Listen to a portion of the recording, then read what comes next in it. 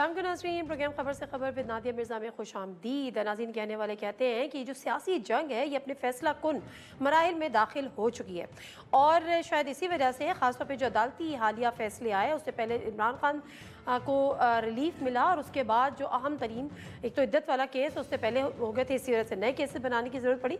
लेकिन ख़ासकर जो रिजर्व सीट्स वाला जो फैसला था उसने हुकूमती सफ़ों में एक हलचल मचा दी। शायद यही वजह है कि एकदम से सोचने लगे कि किस तरह से रास्ता रोके और रास्ता रोक रोक के चूँकि थक चुके हैं तो क्यों ना इनको सफ़ा हस्ती से ही मिटाने की कोशिश की जाए, यानी पार्टी को बैन कर दिया जाए।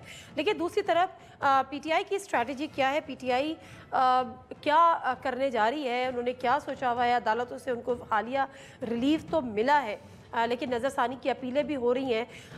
पीटीआई की अगली जो हिकमत अमली है या स्ट्रैटेजी है वो क्या होगी और दीगर कुछ इशूज़ पर हम ज़रा गुफ्तगू करेंगे।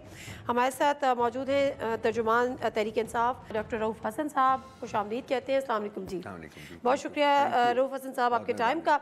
रऊफ़ हसन साहब, मैं बड़ी हैरान हुई कि आज एक इवेंट था जिसमें मुफ्ती तकी उस्मानी साहब भी मौजूद थे। मैं अगर इजाज़त हो तो उनका एक शॉट ज़रा चलाऊँ, ज़रा चलाएगा जी। आज मुफ्ती तकी उस्मानी साहब क्या कह रहे थे? हमारा जो सियासी निज़ाम है वो गुलाम है। हम IMF के बगैर नहीं चल सकते, हम इस बात के बगैर नहीं चल सकते कि मगरिब हमें सपोर्ट करे। हम हाथ पर हाथ रख के बैठ जाएं, सियासत मजबूर होकर घुटने टेक कर आजाद जरूर हो जाएगी। और हम अभी तक इस इंतजार में हैं कि सियासी निजाम कोई बेहतर आए, कोई अच्छी क़यादत आ जाए तो फिर हम हमारे लिए हमारे दुखों का वो मुदावा करें। हम 75-76 सालों से इसी इंतज़ार में हैं और पता नहीं हमें कब तक इसी इंतज़ार में रहना पड़ेगा, क्योंकि ये हमारी तारीख है कि पहले तो ये होता था कि हुकूमतें अपनी मुद्दतें पूरी नहीं करती थी और अब कोई भी वज़ीर आज़म अपनी मुद्दत पूरी नहीं करता। शायद यही वजह है कि ये जब अदालतों से फैसले आए तो ख्वाजा आसिफ साहब को भी ये लगने लगा और कि जी कुछ बड़ा कॉन्स्टिट्यूशन मेल्ट डाउन होने वाला है, कुछ कॉन्स्टिट्यूशनल ब्रेक डाउन होने वाला है। और मरीम नवाज साहबा भी इसी किस्म की बात कर रही थी और आप बता रही थी बार बार कि जी जो आनी हाथों से निपटेंगे अगर ऐसी कोशिश की और हम 5 साल तक करेंगे। फवाद चौधरी साहब ने भी इस हवाले से एक गुफ्तगू की, कोई ज़रा वो भी चलाएं, फिर मैं रऊफ़ हसन साहब से ज़रा गुफ्तगू करती हूँ। ये वो एडॉक जजेस वाली बात करें। अच्छा रऊफ़ हसन साहब, ऐसी इतलात आपके पास भी हैं कि जो हम बार बार कह रहे हैं फैसला कुन विच की एक रिपोर्ट भी जारी हुई थी, उन्होंने 18 मंथ्स की बात की थी, लेकिन 18 मंथ्स की बात भी उन्होंने ये की थी जिसका शायद हुकूमत को भी इदराक है या उसको वज़ीर दिफा ने तो ज़्यादा सीरियस ले लिया है कि ये 18 महीने बहुत होते हैं और उसके बाद भी कोई पॉलिटिकल सेटअप शायद ना आए, इलेक्शन ना हो, फिर क्या होगा। उन्होंने जिक्र किया कि उसके बाद शायद एक टेक्नोक्रेटिक गवर्नमेंट जो है वो आए। तो टेक्नोक्रेटिक गवर्नमेंट्स पहले भी आई हैं। देखिए, जहाँ आपने जिक्र किया ना कि प्राइम मिनिस्टर्स को अपनी मुद्दत पूरी नहीं करनी जाती, आप इसका भी जिक्र करते हैं तो बेहतर होगा कि जो लोग बज़ोर शमशीर इस मुल्क के ऊपर कब्ज़ा करते हैं वो अपनी मुद्दत उनकी होती कोई नहीं है। वो मुद्दत जितनी चाहें वो गुजार के जाते हैं और मुल्क की तबाही और बर्बादी करके जाते हैं। खुद से नहीं गुजारते, आप लोग प्लेट में रख के देते हैं सर। अपनी गलतियां सियासतदानों को भी अपनी गलतियां तस्लीम करें। मैं आपको रिपीडिएट नहीं करूंगा जी, बिल्कुल उसमें सियासतदानों का भी कसूर है। और ये कि आज जो लड़ाई लड़ी जा रही है फाइनली 76 साल के बाद, वो लड़ाई है पाकिस्तान की जेन्युइन फ्रीडम की। खान साहब 1 साल से जेल में हैं तकरीबन, मतलब 12वां महीना है उनको, और वो सिर्फ इसलिए कॉम्प्रोमाइज़ नहीं कर रहे कि वो चाहते हैं कि ये मुल्क फाइनली जो एक डेमोक्रेटिक पाथ जो है उसके ऊपर चले। अदरवाइज़ खान साहब जो है 10 दिन में बाहर आ सकते थे, क्योंकि पहले भी जब लोग निकले हैं तो वो भी डील करके निकल गए हैं। हमें भी डील की ऑफ़र थी, उनको भी डील की ऑफ़र थी, वो नहीं निकले। सो एक जेन्युइन लड़ाई जिसका तकी उस्मानी साहब ने भी जिक्र किया अपनी बात में, वो आज लड़ी जा रही है। मैं बिल्कुल एग्री करता हूँ आपकी इस बात से कि ये इस वक्त मुल्क जो है एक बड़ी क्रिटिकल ट्रांजिशन पीरियड से गुजर रहा है। अब ये जो ज़मीनी नाखुदा यहाँ बैठे हुए हैं जो कि इस वक्त ताकत में हैं, जिन्होंने ताकत के ऊपर कब्ज़ा किया है गैर आइनी और गैर कानूनी तरीके से, उनको सोचना चाहिए इस मुल्क के मुस्तकबिल का, क्योंकि वो लोगों ने तो शायद यहाँ रहना नहीं है, लेकिन वो लोग जो कि यहाँ रहे हैं और रहेंगे, आई थिंक उनके लिए इस मुल्क के उनका ज़्यादा हक है इस मुल्क के ऊपर। अच्छा देखिए रऊफ़ हसन साहब, आपकी बात दुरुस्त है, लेकिन जो आप इशारों कनाइयों में आप जिनकी तरफ आपका इशारा है, जिनकी तरफ आप बात कर रहे हैं, तो ऐसे में ज़रूरी ये है कि आप अपना पॉलिटिकल सिस्टम स्ट्रॉन्ग करें। ऐसे में ज़रूरी ये है कि पॉलिटिकल पार्टीज अपने आप को स्ट्रेंथन करें, और वो तब होगा जब एक दूसरे के करीब आएँ। अब आप अगर 1.5 की वजह बना के बैठ जाएंगे कि मैंने इससे बात नहीं करनी, मैंने इससे बात नहीं करनी, मैंने इससे बात नहीं करनी, और आज भी आप ये चाहते हैं कि जिनकी तरफ आप इशारा करें मैं ये अगर आपको बुला लेंगे तो आप सर तस्लीम खम करेंगे और आप उनके पास जाके बात कर लेंगे। हम सर तस्लीम खम नहीं करेंगे। अगर हमने खम करना होता, मैंने पहले अर्ज़ किया है, तो खान साहब 10 दिन के अंदर अंदर बाहर आ चुके होते हैं। नंबर एक बात। नंबर दो, ये आपकी बिल्कुल बात सही है कि पॉलिटिकल सिस्टम ठीक होना चाहिए। पॉलिटिकल सिस्टम कैसे ठीक होगा? वो जो पॉलिटिकल पार्टीज़ की आपस में बातचीत है वो बहुत एक सेकेंडरी एंड अनइम्पॉर्टेंट फैक्टर है। नंबर एक, आइन है इस मुल्क का, आइन के ऊपर अमल होना चाहिए। नंबर दो, उस आइन से निकला हुआ कानून है इस मुल्क में, उसके ऊपर अमल होना चाहिए। नंबर तीन, उस आइन के तहत बने हुए इंस्टीट्यूशंस हैं, उनकी कुछ रिस्पॉन्सिबिलिटीज़ हैं, उनको उन रिस्पॉन्सिबिलिटीज़ को फुलफ़िल करना चाहिए। ये वो रिक्वायरमेंट्स हैं जो कि सिस्टम को डेवलप करेंगी, इवॉल्व होगा इसकी बेसिस के ऊपर। ये बड़ी आइडियल सिचुएशन है। उसकी जो अभी आगाज़ में ही हम एक कॉन्स्टिट्यूशन का जो डॉक्यूमेंट है उसकी जो तस्दील की जाती है सुबह दोपहर शाम, हम उसी स्टेज से अभी गुजर रहे हैं। जब तक ये माइंडसेट नहीं बदलेगा, ये नहीं बदलेगा, ये इतनी आसानी से नहीं बदलेगा। ये इतनी आसानी हो सकता है बदलेगा, पता नहीं कितनी मजीद कुर्बानियां मांगेगा, इतनी आसानी से नहीं बदलेगा। और दूसरी बात ये कि डेफिनेटली ये एक आइडियल सिचुएशन है कि जी आइन का एतराफ़, पिछले दिनों आइन की किस तरह से धज्जियां बिखेरी गई।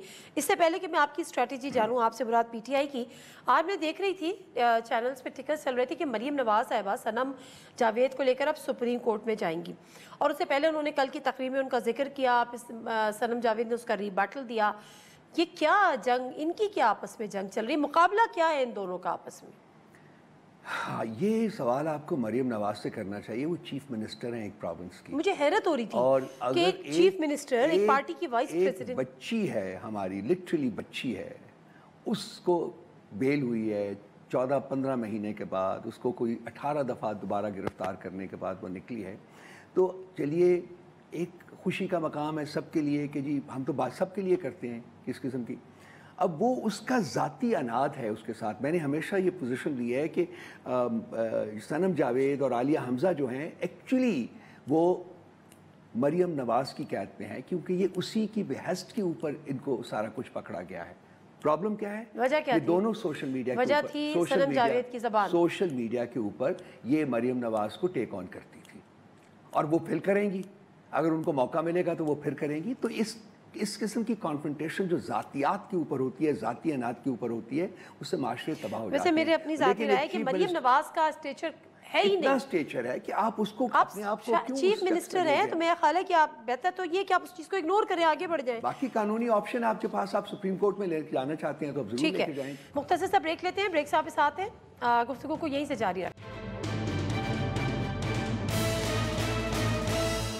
प्रोग्राम में एक दफ़ा फिर आपको खुशामदीद। PTI पर मुशावरत हो रही है कि बैन कर दिया जाए, PTI को पाबंदी लगा दी जाए।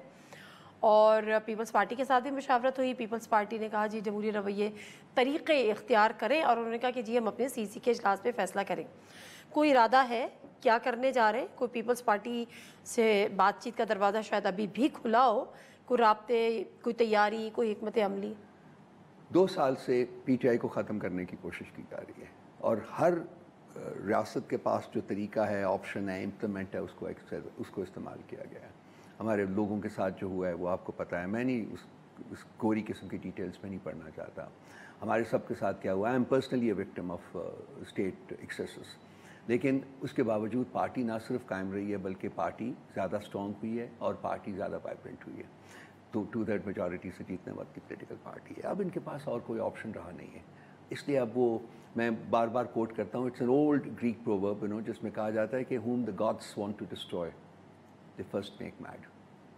जिनको खुदा तबाह करना चाहते हैं वो पहले उनको पागल बनाते हैं। इस वक्त ये पागलपन की अलामतें जो हैं वो ज़ाहिर हो रही हैं, मैनिफेस्ट हो रही हैं। तमाम लोग, ख्वाजा आसिफ हो, मरियम नवाज़ हो या इनके बाकी लीडरान हो, सारे जो हैं, मैं जब उनकी बात सुनता हूँ तो फ्रैंकली मुझे एहसास होता है कि ये लोग बिल्कुल जिसे कहते हैं एज के ऊपर बैठे हुए हैं। ये इनकी सैनिटी और इनसैनिटी ऐसा हुआ क्या है? ये नौबत एकदम से क्यों आई? क्या रिजर्व सीट वाले मामले पर, या आगे इनको उससे भी ज़्यादा कुछ खतरा दिख रहा है? मैं काफ़ी दफ़ा ये बात समझाने की कोशिश कर चुका हूँ कि जी खान के साथ जो मुकाबला है इनका, उसमें ये अगर खान जीत जाता है और वो जीतेगा इंशाअल्लाह ताला, तो उनकी सियासत जो है वो इनकी सियासत को ख़त्म कर देगी। मैं इश्कास की बात नहीं कर रहा, क्योंकि जिस तरीके से ये सियासत करते हैं उसका वक्त ख़त्म हो चुका हुआ है। सो खान की विक्ट्री में इनकी डिमाइस है, पोलिटिकल डिमाइस है। तो इसलिए ये बिल्कुल डिस्परेट है इस वक्त और ये सब कुछ करेंगे, हर चीज़ करने की कोशिश करेंगे। लेकिन PTI के ऊपर बैन करना, इसको वो किस कानून के तहत करेंगे? कहाँ लेके जाएंगे? फिर आप मुझे ये भी लॉजिक देंगी कि इसका मुल्क में कानून कहाँ फॉलो होता है? यस, मैं एग्री करता हूँ, कहाँ इन फॉलो होता है? बिल्कुल नहीं होता। तो वो भी करके देख लें, लास्ट रिजॉर्ट है, वो भी करके देख लें। प्रेशर इनके ऊपर बड़ा हुआ है, डेस्परेट ये हुआ क्या ये जो एक और बात आई थी, में ये दाखिल हो रहे हैं। एक और बात आई थी, आपको याद है, बल्कि मेरे पास वो शायद क्लिप मौजूद नहीं होगा, जब इन्होंने तहरीक अदम एतमाद आई थी तो खुर्रम दस्तगीर साहब का एक बड़ा मशहूर था कि जी अगर हम ये नहीं करते तो हम सब जेलों में होते और खान साहब 10 साल के लिए होते। और अब दोबारा से यही धड़का और यही खदशा है। ख्वाजा आसिफ साहब ने भी उसका इजहार किया कि सुनने में आ रहा है कि अक्टूबर में जो है ये केस टेकअप होगा और शायद ये इलेक्शन जो है वो कलअदम हो जाए या फॉर्म 45 47 का। ऐसी कोई इत्तलात आपके पास? देखिए, एक इनका जो केस रिव्यू पिटिशन था, जो रिजर्व सीट्स के ऊपर जजमेंट आई है सुप्रीम कोर्ट का, उसकी तो आज उन्होंने मिनट्स भी जारी कर दिए हैं, जो उसका इजलास हुआ है उनका कमेटी का। उसमें 2-1 से उन्होंने ये जजमेंट दी है कि जी ये केस जो है रिव्यू का, ये वही बेंच सुनेगा जिसने कि ओरिजिनल सुना था, और ये हमारी छुट्टियों के बाद होगा। दैट मीन्स कि ये सितंबर अक्टूबर में कहीं जाके लगेगा। सो वो तो डिले हो गया, नंबर 1। नंबर 2 बात, जो बाकी भी चीज़ें हैं, ये इलेक्शन पता नहीं किस तरीके से कालादम होंगे, लेकिन इलेक्शन कालादम होंगे। एक या तो इस तरीके से कालादम हो जाए इन द सेंस कि जी हमें जो हमारा राइटफुल शेयर है वो मिल जाए। उसके लिए हम इस वक्त अदालतों में हैं, उस वक्त हम ट्राइब्यूनल्स में हैं और ट्राइब्यूनल्स में जाएंगे। क्या इलेक्शन कलअदम कराने की भी कोई पिटीशन वगैरह आप हमारे कोई कर, हम तो अपना राइट मांग रहे हैं ना कि जो हमने जीता हुआ है मैंडेट हमारा, वो हमें सारा हमारा शेयर हमें मिल जाए। वो कर दें या नए इलेक्शन करवा दें, ये 2 ऑप्शंस मौजूद हैं इनके पास। लेकिन जो चीज़ें हैं, देखिए इंपॉर्टेंट चीज़ ये है कि तमाम जो केसेस हैं इलेक्शन रिलेटेड, ये 180 दिन का मैंडेट है कॉन्स्टिट्यूशन में, कि 180 दिन के। अब 180 दिन तो वर्चुअली खत्म हो रहे हैं, 6वें महीने में हम लोग इलेक्शन के बाद। रिजर्व सीट्स की लिस्ट मुकम्मल हो गई, जमा करा दी आपने? हमने जमा करा दी, उसके 2 रहती हैं। 38 लोगों ने साइन किए हैं अभी तक। 38 में 2 रहते हैं आउट ऑफ 41 3 रहते हैं। एक दुबई में है, 39, एक जी मैं बताता हूँ, एक दुबई में है, एक सऊदी अरेबिया में है। उन्होंने वहाँ से कंप्लीट करके हमें फॉर्म भेज दिए हैं, मेरा ख्याल मंडे को मिल जाएंगे। फैसल वाडा साहब कह रहे हैं उसमें से 7 को जो है वो काउंटर चेक करें, उसमें वो 7 जाली हैं। फैसल वाडा की कोई बात अहमियत के काबिल है? बड़ी अहमियत के काबिल है सर। अच्छा। आपको पता है वो कौन है, आपको पता है वो बोलते हैं तो बड़ा वो फिर वही जबान बोल रहे हैं ना कि वो, साथ वो कोई फॉर्म उनकी उनमें जारी नहीं है। मैं जाती तौर के ऊपर इन्वॉल्व हूं। वो लोग खुद आए हैं, उन्होंने तस्वीरें बनाई हैं और वो फॉर्म सबमिट करवाए हैं। तो 7 लोगों को ही क्यों कहा, तो ये इंपॉर्टेंट है। अच्छा खैर, रिजर्व सीट की सीट्स फाइनल हो गई? रिजर्व सीट्स क्या की लिस्ट फाइनल हो गई? मेरा ख्याल है मंडे तक फाइनल हो जाएगी। सनम जावेद इधर जा रही हैं नेशनल असेंबली या सूबाई असेंबली? सनम जावेद इंशाल्लाह ताला नेशनल असेंबली में आएगी। और आलिया हमजा प्रोबेबली वो भी नेशनल असेंबली में, वो भी नेशनल असेंबली में आएंगी। यास्मीन राशिद के बारे में मुझे पता नहीं है, उनको खान साहब कहाँ रिटेन करना चाहेंगे। अच्छा, एक और बड़ी इंपॉर्टेंट, एक तो खान साहब ने भी आज मीडिया से बात की, उन्होंने बड़ी बातें की हैं, बड़ा एग्रेसिव बातें भी की हैं। उनका मैं सारी ज़िंदगी भी जेल में रहने को तैयार हूँ, लेकिन पीपल्स पार्टी से बात नहीं होगी, नून लीग से बात नहीं होगी, ये सब एक से वगैरह वगैरह। बुशरा बीबी ने जो आज बात की, दैट इज़ वेरी इंपॉर्टेंट। उन्होंने कहा जब मेरे हालात ऐसे हुए, और ख़ासतौर पर बैरिस्टर अली ज़फ़र साहब का नाम लेकर उन्होंने ये बात की कि उनको मैंने फ़ोन किए, उन्होंने मेरा फ़ोन रिसीव नहीं किया, लोगों ने हमारे फ़ोन रिसीव नहीं किए, हमारे पास पैसे नहीं थे, हमने किसी से ले दे के वक्फा कराए। तो ये बड़ा संगीन इल्ज़ाम है। अगर आपके अपने पार्टी, वो आपके सेनेटर है, अगर वो ये कर रहे हैं तो इसका मतलब है कि जो लोग कहते हैं कि कोई ना कोई अंदर हमें कॉम्प्रोमाइज्ड है, तो इसका मतलब है ये हकीकत है। देखिए, बुशरा बीबी ने जो कुछ कहा है वो हमारे लिए बहुत इंपॉर्टेंट है, और हम उसके ऊपर मैं कल प्रेस कॉन्फ्रेंस भी करूंगा। वो सारी चीज़ें जो है उनको सामने लेके आऊँगा, जिस तरीके से मिस हैंडल किया गया, ज़्यादती की गई उनके साथ, खान साहब के साथ। उनका वो प्रोटोकॉल में आते हैं, प्रोटोकॉल में चले जाते हैं। मैं इस सिलसिले में भी मैं अली ज़फ़र से भी बात करूँगा, मैं उसका जो पॉइंट ऑफ व्यू लेके उनको भी मैं करूँगा। लेकिन ये हमारे लिए बहुत अहम है, और हम इसकी डिटेल में जो इंक्वायरी करके और आपको याद होगा बैरिस्टर अली ज़फ़र साहब ने जब ये डिसीजन आया था रिजर्व सीट्स वाला, तो मेरा ख्याल है शहजाद इकबाल या किसी के प्रोग्राम में बैठ के उन्होंने ये कहा था कि हम तो ये एक्सपेक्ट नहीं कर रहे थे, हमें तो बिल्कुल नहीं अंदाज़ा था कि ये हमारे हक़ में फैसला आ जाएगा। मतलब हमें तो इसकी सोचा भी हमने नहीं था, और हमें ये चीज़ मिल गई। सोचा तो बिल्कुल था हमने जी, और हम जो ताज़ा हवाएं जो थे, ताज़ा हवाएं जो जुडिशरी में चल रही थी, वो मैं तो महसूस कर रहा था। मैंने लिखा भी है उसके ऊपर, 2-3 आर्टिकल्स मैंने लिखे हैं, और मेरा ख्याल है कि ये हवाएं जो हैं ये रुकेंगी नहीं, ये और बढ़ेंगी और एक्सपैंड करेंगी। मैं तो बिल्कुल महसूस कर रहा था कि मतलब जो वहाँ भी मूड जो है ना कोर्ट का, वो बदल गया है, और मूड बाकी कोर्ट का बदल गया है। वो 6 जजेस ने जो एक स्टेप ले लिया था ना, हिम्मत की थी जो उन्होंने आए इस्लामाबाद हाई कोर्ट के, आई थिंक वो एक इंतहाई अहम स्टेप था, और उसने जो था जुडिशरी के ऊपर जो हैंग कर रहा था फेयर का एक शेडो जो है वो उसको उसने निकाल दिया था। और अब बड़े जज खुल के बात कर रहे हैं। देखिए एक और सरप्राइजिंग देखिए जो chief justice Lahore high court की जो खातून है, मैं तो उनको जानता नहीं हूँ बिल्कुल, लेकिन जब वो बनी तो उनके बारे में बहुत कुछ लिखा गया था कि जी ये मतलब जो कुछ भी है कि ठीक अपॉइंटमेंट नहीं है, किसी और को होना चाहिए था। देखिए उनकी पहली जजमेंट देखिए जो उन्होंने दी है ट्राइब्यूनल्स के बारे में, ट्राइब्यूनल्स के जजेस के बारे में, उन्होंने कहा कि बिल्कुल चेंज नहीं होंगे। ठीक है, thank you very much Rauf Hasan sahab आपके टाइम का। और ये है पीटीआई की स्ट्रैटेजी, एक पॉलिटिकल स्ट्रैटेजी, इसके साथ साथ पार्लियामेंट्री और जो अदालतों में जो सूरत हाल है। लेकिन बात यह है कि अगर हुकूमत बारहा ये कहने लगी हो, किसी एक सूबे सबसे बड़े सूबे की खुद चीफ मिनिस्टर कहने लगे कि ये हुकूमती शख्सियात की जी हम 5 साल पूरे करेंगे, इसका मतलब ये है कि दाल में कुछ तो काला है और कहीं ना कहीं कोई ऐसी खिचड़ी पक रही है। ये वो बातें होती हैं जो 2, 2.5, 3 साल हुकूमत गुजारने के बाद की जाती हैं। मुख्तसर सा ब्रेक से आपके साथ हैं हसनात मलिक साहब, सीनियर कोर्ट रिपोर्टर हैं, साकिब बशीर साहब हमारे साथ मौजूद हैं, जो सियासी मामला चल रहे हैं, जो अदालतों में चल रहे हैं, उस पर ज़रा खुल के गुफ्तगू करेंगे, बड़ा इन्फॉर्मेशन उनसे कुछ लेने की। ब्रेक लेते हैं, वापस आते हैं, स्टे विद अस। जी नाज़रीन, प्रोग्राम में एक दफ़ा फिर आपको खुशामदीद कहते हैं। जैसे मैं अपने इंट्रो में बात कर रही थी कि असल जो मामला है, जो एकदम से चीज़ों में तेज़ी आई है और फैसला कुन मराहिल में दाखिल होने की बात हो रही है कि जी पीटीआई पे बैन लगा दे, पाबंदी लगा दे, वो कहते ना रहेगा बांस ना बजेगी बांसुरी वाला हिसाब। लेकिन उसके साथ साथ जो असल मामला था वो रिजर्व सीट का अदालती फैसला था, रिजर्व सीट से मुताल्लिक़, जिसमें इलेक्शन कमीशन ने भी कहा है कि हम उस पर अमल दरामद करेंगे। ताहम इफ़ एंड बट्स के साथ कि जी हमारी कानूनी टीम है वो इसको देखेगी। दूसरी तरफ हुकूमत, पहले उन्होंने कहा था हम नज़रसानी में इंडिविजुअल्स जाएंगे, लेकिन PMLN ने भी और ज़ाहिर सदर उसके नवाज शरीफ साहब हैं, उन्होंने नज़रसानी की अपील दे दी है। अब नज़रसानी की अपील ऊपर से छुट्टियां चल रही हैं, कोशिशें हैं कि उससे पहले हो जाएं, बहुत सारी चीज़ें। फिर अक्टूबर तक का ख्वाजा साहब के मुताबिक कि वेट कर रहे हैं और उसके बाद इलेक्शन का रदम करार दिए जा सकते हैं। 45-47 का मामला खुलकर सामने आ सकता है। हसनात मलिक और साकिब बशीर हमारे साथ मौजूद है, ज़रा इनसे इंसाइट की कोशिश करते हैं। बहुत शुक्रिया आप दोनों का।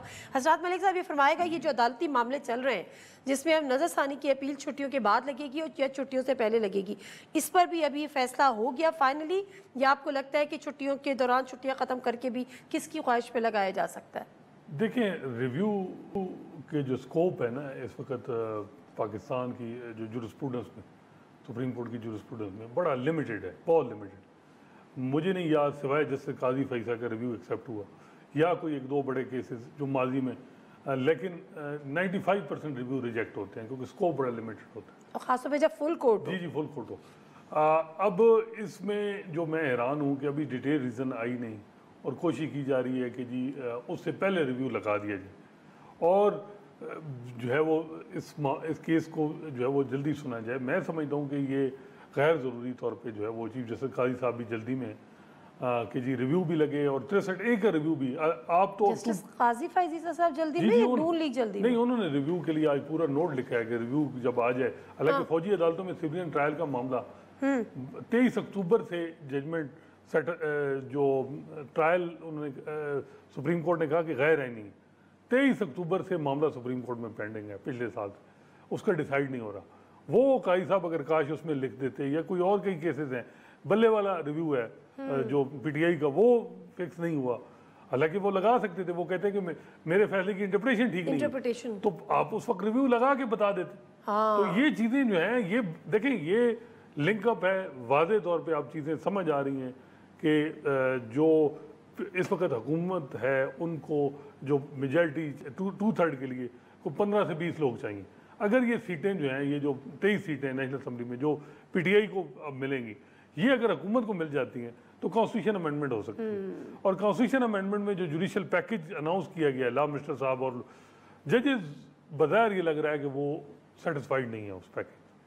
अब ये कोशिश की जा रही है कि जस्टिस काजी फैसा के टेनोर में ही ये, ताकि ऐसा फैसला आए और फिर जुडिशल पैकेज आए, और जुडिशल पैकेज से जो है वो पता नहीं उसमें क्या कोई प्लान है, जो ऐसा चीजें। एक्सटेंशन का मामला तो ऑल्दो के उन्होंने डिनाई किया है वज़ीर कानून ने। देखिए वो कहते हैं मैं लेना नहीं चाहता। क्या हुकूमत अगर देना चाहती है? एक हुकूमत तो देना चाह रही है, हुकूमत तो कह रही है।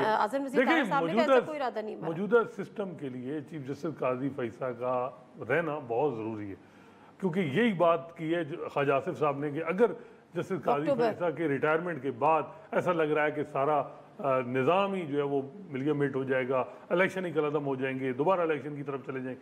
तो वो जो अप्रीहेंशन है वो यही है, इससे अंदाज़ा होता है कि ये चीज़ें इतनी जल्दी क्यों की जा रही हैं। बज़ाहिर एक अटैम्प्ट की जा रही है ताकि 2/3 बनाई जाए और फिर कॉन्स्टिट्यूशन अमेंडमेंट हो, और कॉन्स्टिट्यूशन अमेंडमेंट से सारे जजेस को 3-3 साल मिलेंगे, लेकिन अल्टीमेट बेनिफिशियरी चीफ जस्टिस काजी फैसला होंगे।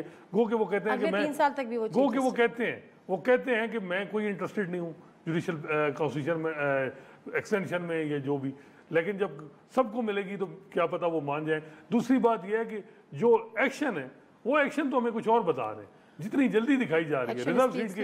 जी वो जो एक्शन है वो रिजर्व सीट के केस में जब कमेटी बैठी कि जी हमें कितने रुकनी बेंच, वहाँ भी कहा गया कि जी कॉन्स्टिट्यूशन अमेंडमेंट आ रही है, जो मैं और फ्यूचर के चीफ जस्टिस ना बैठे, ऐसे जजेस बैठे हैं जिन जो बेनिफिशरी ना हो।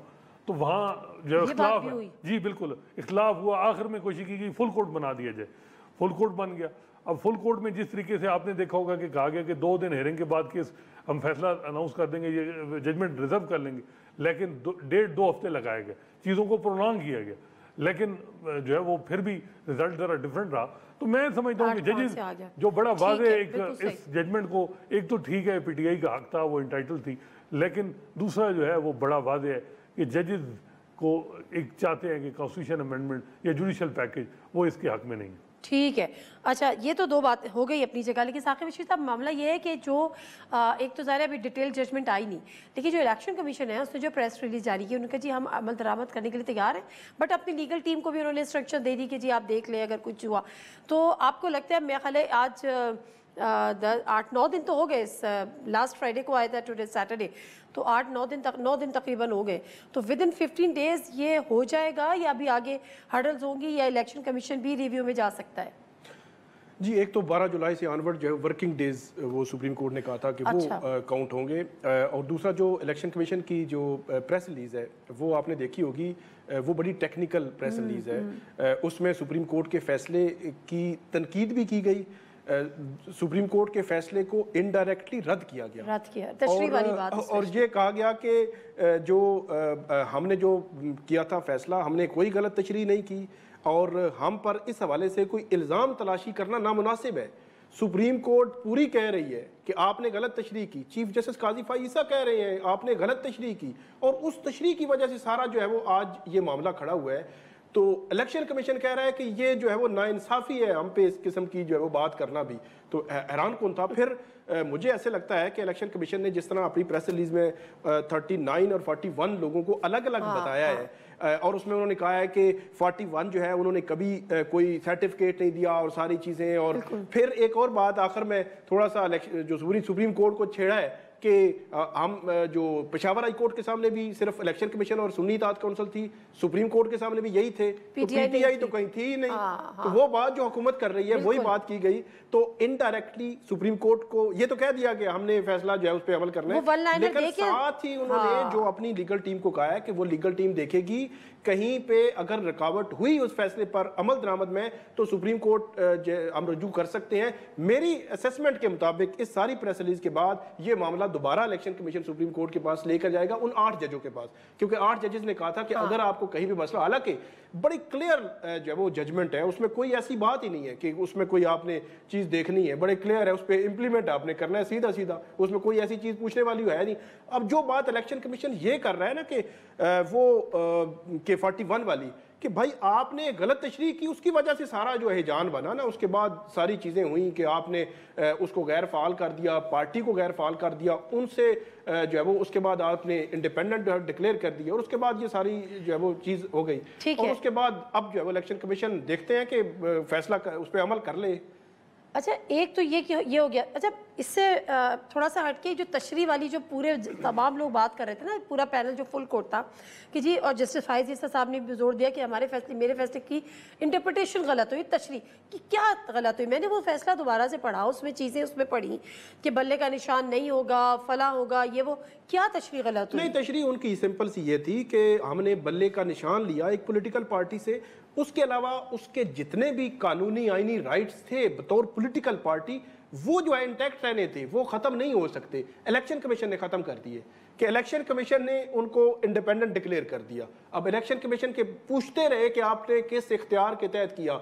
इलेक्शन कमीशन के ना इलेक्शन कमीशन के किसी वकील ने, किसी ऑफिसर ने कोई बात सुप्रीम कोर्ट के 13 मेंबर बेंच के सामने नहीं रखी कि हमने फलां इख्तियार के तहत ये तो पीटीआई ने भी तो नहीं रखी ना, पीटीआई ने भी तो इंटरप्रिटेशन गलत ही की ना, वो भी उन्होंने भी एक्सेप्ट कर लिया। पीटीआई का मामला तो टोटली सुप्रीम कोर्ट ने डिफरेंट देखा है कि जब एक सुप्रीम कोर्ट के फैसले की गलत तशरीह हो गई तो उसके बाद चीजें खराब होना शुरू हुई और उसके बाद इनको सुन्नी इत्तेहाद काउंसिल में जाना पड़ा और सुन्नी इत्तेहाद काउंसिल में जाने की वजह से वो पॉलिटिकल पार्टी नहीं थी और ये सारा सिनेरियो बना और उसके बाद जो है वो अब हुकूमत जो है वो नजरसानी के लिए पहुंच गई है। अब ऐसे लगता है कि चीफ जस्टिस और सुप्रीम कोर्ट या चीफ जस्टिस काजी भाई साहब बहुत तेजी में कि 12 जुलाई को फैसला है, 16 जुलाई को नजरसानी की दरखास्त दायर हुई है और 18 जुलाई को इजलास में उन्होंने रखा है 3 जो मेंबर थे सुप्रीम कोर्ट जो प्रैक्टिस एंड प्रोसीजर एक्ट के तहत कमेटी है उसके सामने। तो हैरान कौन ये है कि 13 जनवरी के फैसले के खिलाफ नजरसानी आज तक नहीं लगी और चीफ जस्टिस कह रहे हैं, बड़ी वैलिड वैसे उन्होंने बात की, उन्होंने कहा आइन के तहत चलना है और आइन के तहत अगर ये नजरसानी बर वक्त नहीं लगती तो ये एक नाइंसाफी होगी उस फरीक के। और जजेस की छुट्टियों पर उन्होंने मतलब दूसरे इनडायरेक्टली तनकीद की है कि आइन मुकद्दम है, आपकी छुट्टियां नहीं है।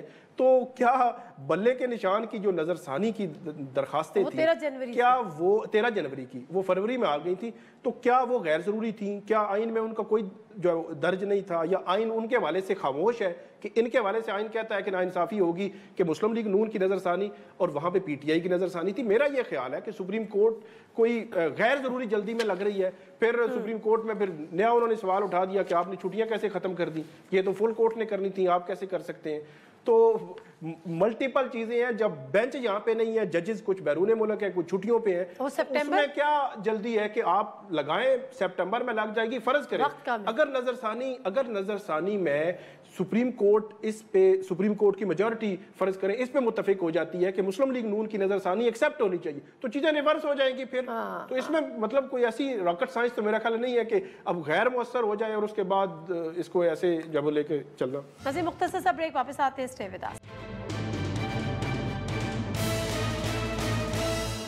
प्रोग्राम में एक दफ़ा फिर आपको खुश आमदीद। वजूहात ऐसी क्या है कि वो एडॉक रिटायर्ड जजेस ही पॉलिटिकल डिसीजंस वो सुने, हाई कोर्ट से क्यों नहीं लिए जा सकते? मेरा ख्याल है कि टाइमिंग की वजह से ज़्यादा शकूक व शुबहात जन्म दे रहे हैं। अदरवाइज़ अगर सरदार तारिक साहब की अपॉइंटमेंट देखें तो 8-1 से हुई है। एक जज साहब का पॉइंट ऑफ व्यू ये है कि लीगली जो एडॉक जज है उसका स्टेटस परमानेंट जज की तरह नहीं है।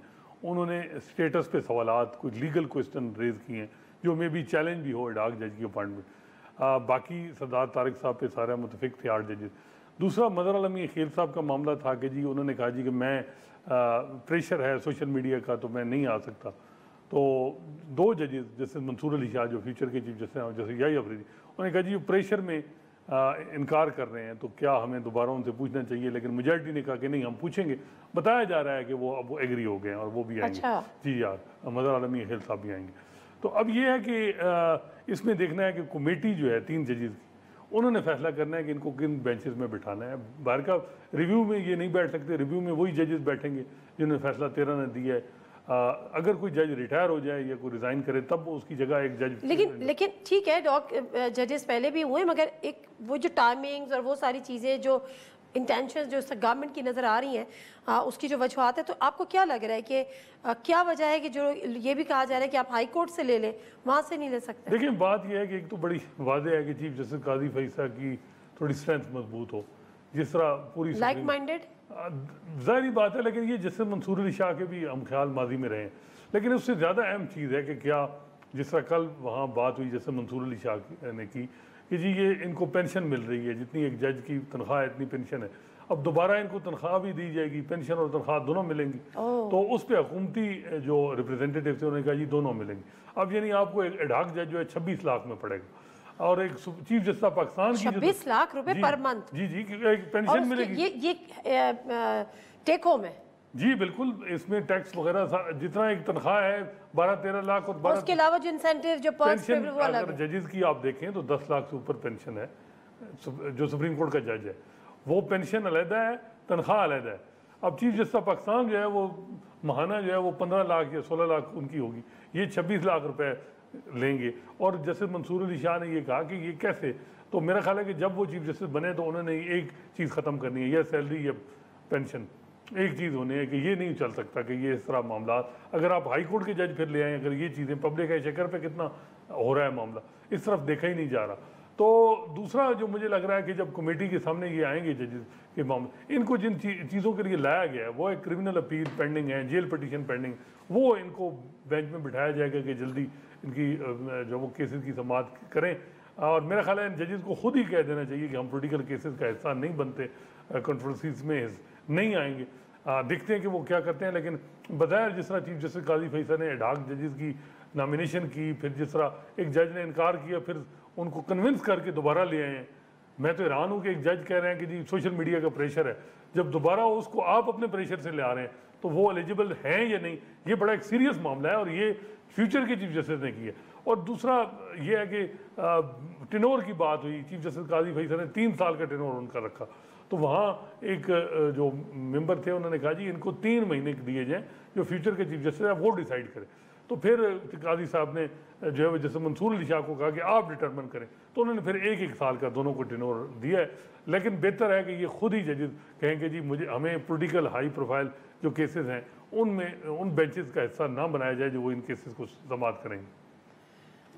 इस वक्त तमाम सियासत जो है वो अदालती फैसलों के गिर्द घूम रही है, अदालतों के गिर्द घूम रही है। एक और मामला आपको याद होगा, खुर्रम दस्तगीर साहब ने जब तहरीक एतमाद आई थी, तलत हुसैन साहब के एक प्रोग्राम में कहा था कि अगर हम ये नहीं लेकर आते तो हम सारे के सारे जेल में होते और खान हमें नहीं छोड़ता वगैरह वगैरह, जो एक थ्योरी उससे चल रही थी। और यही अभी ख्वाजा आसिफ साहब ने भी बात की कि जी अक्टूबर तक शायद जो है वो सारा निज़ाम हो जाए, कोई उसका कॉन्स्टिट्यूशनल मेल्टडाउन की भी बात की।